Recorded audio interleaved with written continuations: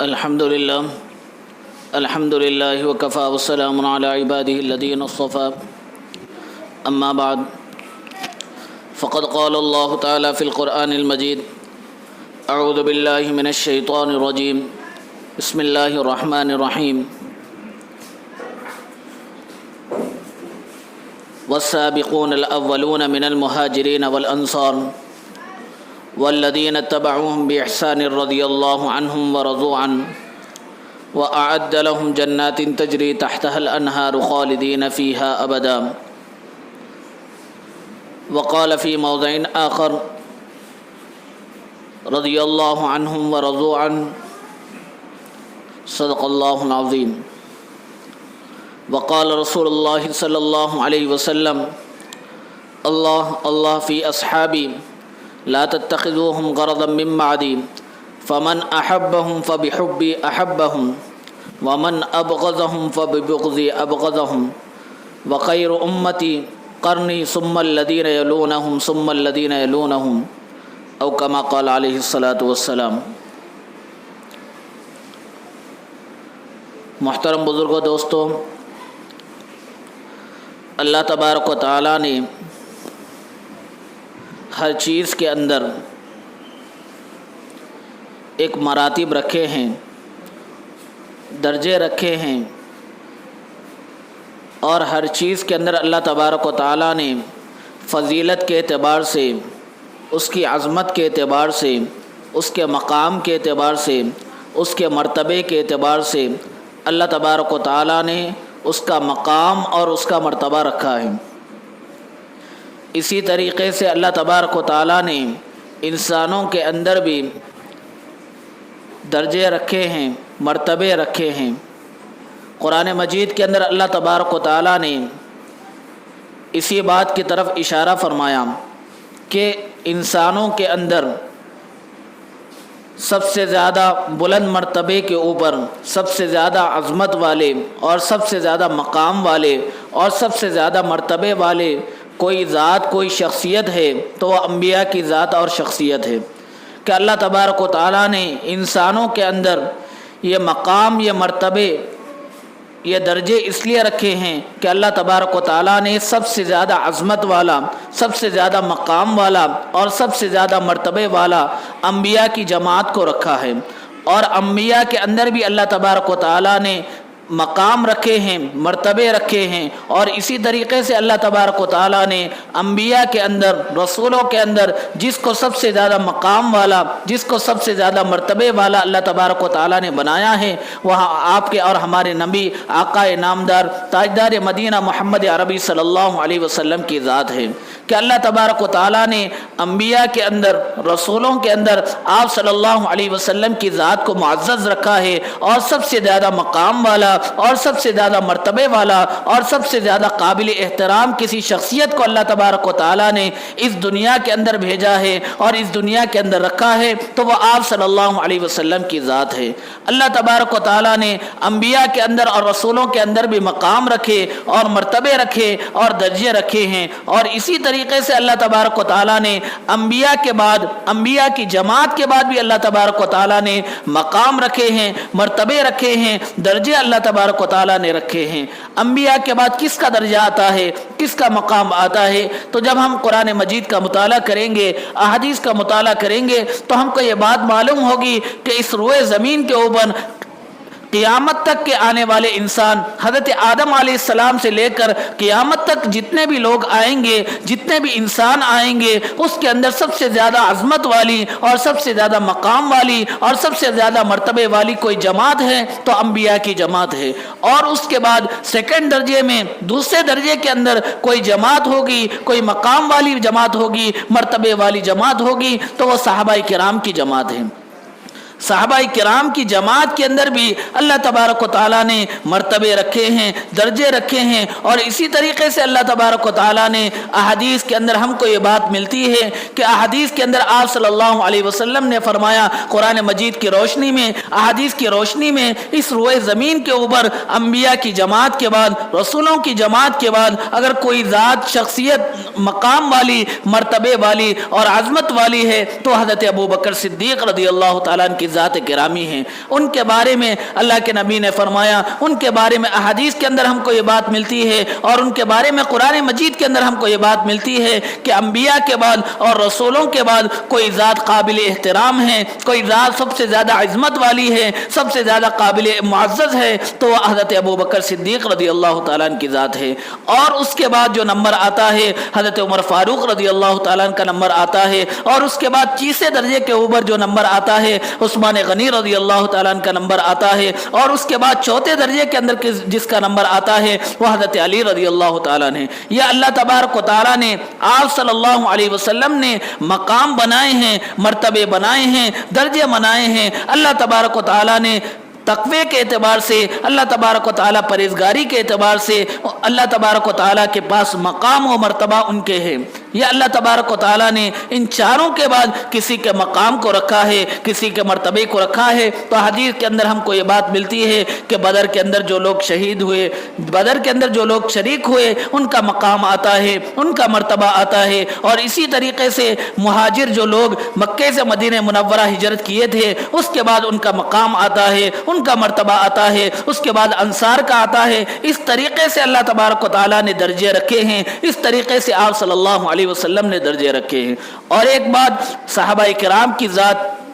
سب سے پہلے ذہن کے اندر یہ بات بٹھا لینی چاہیے کہ صحابہ کرام کی ذات کیسی ذات ہے۔ صحابہ کرام کے بارے میں اللہ تبارک و تعالیٰ نے قرآن مجید کے اندر کیا الفاظ ارشاد فرمائے، صحابہ کرام کے بارے میں اللہ تبارک و تعالیٰ نے ان کی کیسے تعریف کی، تو قرآن مجید کے اندر اللہ تبارک و تعالیٰ نے کہیں پر اولئک هم الراشدون کہا، کہیں پر اللہ تبارک و تعالیٰ نے اولئک هم المفلحون کہا کہ یہی لوگ کامیاب ہے، اور کہیں پر اللہ تبارک و تعالیٰ نے صحابہ کرام کی جماعت کے بارے میں فرمایا کہ رضی اللہ عنہم ورضوا عنہ، اللہ ان سے راضی، وہ اللہ سے راضی۔ اللہ تبارک و تعالیٰ نے قرآن مجید کا جب ہم مطالعہ کریں گے، قرآن مجید کو اٹھا کر دیکھیں گے، تو ہم کو یہی بات معلوم ہوگی کہ صحابہ کرام کی جماعت کے بارے میں، کل جماعت کے بارے میں،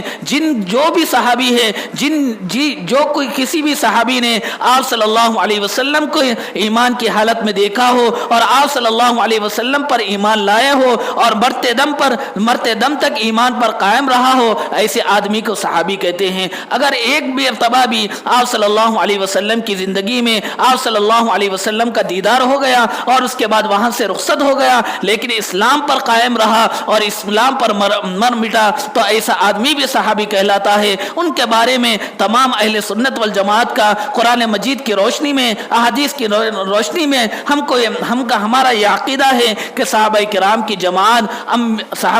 کی جماعت کے بارے میں اللہ تبارک و تعالیٰ نے راضی ہونے کا فرمانہ دیا۔ کسی بھی ایک صحابی کے بارے میں نہیں کہا، بلکہ اللہ تبارک و تعالیٰ نے قرآن مجید کے اندر مطلق کہا کہ اللہ ان سے راضی، وہ اللہ سے راضی، رضی اللہ عنہم ورضوا عنہ۔ لیکن اس کے باوجود صحابہ کرام کے مقام کو کم کرنے کی مسلسل کوششیں کی جاتی ہے کہ صحابہ کرام کے مقام کے اندر، ان کے درجے کے اندر آپ صلی اللہ علیہ وسلم نے جو مقام رکھا ہے، حضرت ابوبکر صدیق رضی اللہ تعالیٰ عنہ کا صحابہ کرام کی جماعت کے اندر سب سے زیادہ مقام ہے، سب سے زیادہ مرتبہ ہے، اور اس کے بعد حضرت عمر فاروق رضی اللہ تعالیٰ عنہ کا ہے، اور اس کے بعد حضرت عثمان غنی کا ہے۔ چوتھے درجے کے اندر حضرت علی رضی اللہ تعالیٰ عنہ کا مقام آتا ہے اور ان کا مرتبہ آتا ہے۔ لیکن کچھ لوگ محرم الحرام کے مہینے کے اندر حضرت ابوبکر صدیق رضی اللہ تعالیٰ عنہ کی شان کے اندر گستاخی کرتے ہیں، کہیں حضرت عثمان غنی رضی اللہ تعالیٰ عنہ کی شان کے اندر گستاخی کرتے ہیں، اور کہیں امہات المؤمنین اما جان عائشہ رضی اللہ تعالیٰ عنہ کی شان کے اندر گستاخی کرتے ہیں۔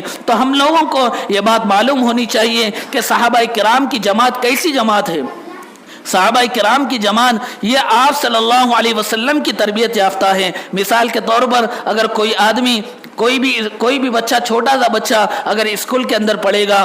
بڑے اسکول کے اندر پڑھے گا، کالج کے اندر پڑھے گا، بڑے کالج کے اندر پڑھے گا، ٹاپ کے کالج کے اندر پڑھے گا، تو جب وہ اسکول کے اندر جائے گا، لیکن اسکول کے اندر جانے کے بعد اگر اس کو صحیح سے انگلش بولنے نہیں آئے گا، تو لوگ جو دیکھیں گے، تو لوگ دیکھنے کے بعد اس کو گالی نہیں دیں گے، بلکہ اس کے اسکول کو گالی دیں گے، اس کے ہیڈ ماسٹر کو گالی دیں گے، اس کے ٹیچر کو گالی دیں گے، اور یہ کہیں گے کہ بچے کی زندگی برباد کر دی، بچے کی زندگی خراب کر دی۔ اسی طریقے سے اگر ہم सहाबा किराम को गाली देंगे, सहाबा किराम को बुरा भला कहेंगे, सहाबा किराम के ऊपर जबान उठाएंगे और सहाबा किराम के ऊपर जबान दराजी करेंगे, तो हम सहाबा किराम को गाली नहीं दे रहे हैं, बल्कि आप सल्लल्लाहु अलैहि वसल्लम की तरबियत के ऊपर उंगली उठा रहे हैं कि आप सल्लल्लाहु अलैहि वसल्लम ने सही तरबियत नहीं की, इसीलिए सही तालीम नहीं दी, इसीलिए सहाबा किराम ने आप सल्लल्लाहु अलैहि वसल्लम के इस दुनिया से पर्दा फरमा जाने के बाद मुर्तद हो गए या नाउज़ बिल्लाह काफिर हो गए या नाउज़ बिल्लाह इस्लाम के अंदर कमी पेशी कर दी। अगर सहाबा किराम के बारे में अगर हम उंगली उठाएंगे या जबान दराजी करेंगे, हजरत अबू बकर सिद्दीक रज़ी अल्लाह तआला की शान के अंदर गुस्ताखी करेंगे, तो हजरत अबू बकर सिद्दीक रज़ी अल्लाह तआला की शान के अंदर गुस्ताखी नहीं होगी, बल्कि वह आप सल्लल्लाहु अलैहि वसल्लम की तरबियत के ऊपर उंगली उठाना होगा। जब हम आप सल्लल्लाहु अलैहि वसल्लम की तरबियत के ऊपर उंगली उठाएंगे तो ला मुहाला इस्लाम से खारिज हो जाएंगे, ला मुहाला इस्लाम के दामन से निकल जाएंगे, ला मुहाला वो मुसलमान बाकी नहीं रहेंगे, सिर्फ नाम के मुसलमान रहेंगे लेकिन दिल से और दिमाग से मुसलमान नहीं रहेंगे। इस्लाम और आप सल्लल्लाहु अलैहि वसल्लम के सामने कल क़यामत के दिन पेश नहीं आ सकेंगे और कल क़यामत के दिन आप सल्लल्लाहु अलैहि वसल्लम को सूरत नहीं दिखा सकेंगे। इसीलिए मुहर्रमुल हराम का महीना चल रहा है, तो मुहर्रमुल हराम के महीने के अंदर बहुत सारे मुसलमान ऐसे हैं जो हज़रत अली रज़ी अल्लाह तआला, हज़रत हुसैन रज़ी अल्लाह तआला की शान के अंदर गुलू करते हैं, उनके मर्तबे को बढ़ाते हैं और उनके अज़मत को बढ़ाते हैं और ये समझते हैं और अपने जहन के अंदर और अपने दिमाग के अंदर इस बात को बिठा लिए कि हज़रत हुसैन रज़ी अल्लाह तआला और हज़रत अली रज़ी अल्लाह तआला का मकाम रुए ज़मीन के ऊपर सबसे ज़्यादा मर्तबे वाला और सबसे ज़्यादा अज़मत वाला है। लेकिन जब हम कुरान मजीद का मुताला करेंगे, अहादीस का मुताला करेंगे, तो हमको ये बात मालूम होगी कि अल्लाह तबारक व तआला ने दर्जे रखे हैं। अलग अलग दर्जों के अंदर हज़रत हुसैन रज़ी अल्लाह तआला शहीदों के सरदार हैं, नौजवानों के सरदार हैं। हज़रत अबू बकर सिद्दीक रज़ी अल्लाह तआला तमाम उम्मतों के, तमाम लोगों के सरदार है, तमाम सहाबा किराम के सरदार है। उनका मकाम अलग है, उनका मर्तबा अलग है। हज़रत हुसैन रज़ी अल्लाह तआला का मकाम अलग है और हज़रत अली रज़ी अल्लाह तआला का मकाम अलग है। हज़रत अबू बकर सिद्दीक रज़ी अल्लाह तआला का मकाम अलग है, मर्तबा अलग है। इसीलिए दोनों को कंपेयर करना, दोनों का मवाजना करना, दोनों का मुकाबला करना कहीं भी किसी भी हद तक दुरुस्त नहीं है। इसीलिए सहाबा किराम के बारे में अगर कोई आदमी कहता है या कोई कहने वाला कहता है तो उसके बयानात को ना सुने, उसका अकीदा उसके साथ, लेकिन हम अपने अकीदे की हिफाजत करना और अपने दिल की हिफाजत करना और अपने दिमाग की हिफाजत करना और अपने इस्लाम की हिफाजत करना और सहाबा किराम की जमात की हिफाजत करना। और एक बात सहाबा किराम के बारे में अल्लाह तबारक व तआला ने अहादीस के अंदर हमको ये बात मिलती है कि हर जुम्मा खतीब खुतबे के अंदर अहादीस ये पेश करता है, अल्लाह अल्लाह फी अस्हाबी ला तत्तखिज़ूहुम गरज़न मिन बादी फमन अहब्बहुम फबिहुब्बी अहब्बहुम वमन अबग़ज़हुम फबिबग़ज़ी अबग़ज़हुम। इसका तर्जुमा ये है, आप सल्लल्लाहु अलैहि वसल्लम फरमा रहे हैं कि अल्लाह से डरो, अल्लाह से डरो। किस बात के बारे में? उसके बारे में आप सल्लल्लाहु अलैहि वसल्लम ने फरमाया, अल्लाह अल्लाह फी अस्हाबी, सहाबा किराम की ज़ात के बारे में, सहाबा किराम की मुक़द्दस ज़ात के बारे में अल्लाह तबारक व तआला से डरो, अल्लाह तबारक व तआला से डरो। अगर कोई आदमी सहाबा किराम की जमात से मोहब्बत करेगा तो गोया कि वो अल्लाह से मोहब्बत करने वाला है। अगर कोई आदमी, आगे की हदीस के अंदर आप सल्लल्लाहु अलैहि वसल्लम ने फरमाया, फमन अबग़ज़हुम फबिबग़ज़ी अबग़ज़हुम, अगर कोई आदमी सहाबा किराम से बुग़्ज़ रखेगा, सहाबा किराम की शान में गुस्ताखी करेगा, उनके मकाम को कम करेगा, उनके मर्तबे को कम करेगा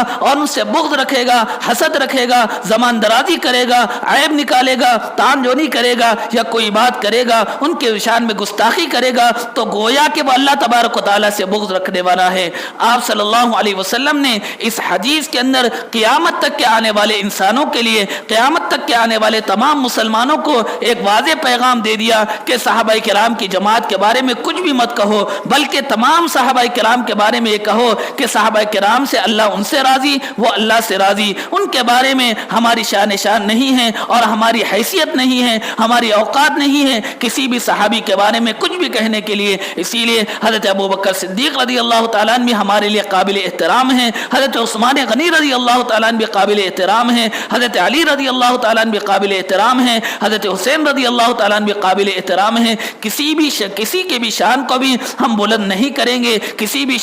की भी शान के अंदर कमी नहीं करेंगे, बल्कि अहादीस के अंदर जो मकाम मिलता है, जो मर्तबा मिलता है, उसी मकाम के एतबार से, उसी मर्तबे के एतबार से हम उनको मकाम देंगे और उनको मर्तबा देंगे। लेकिन अगर हम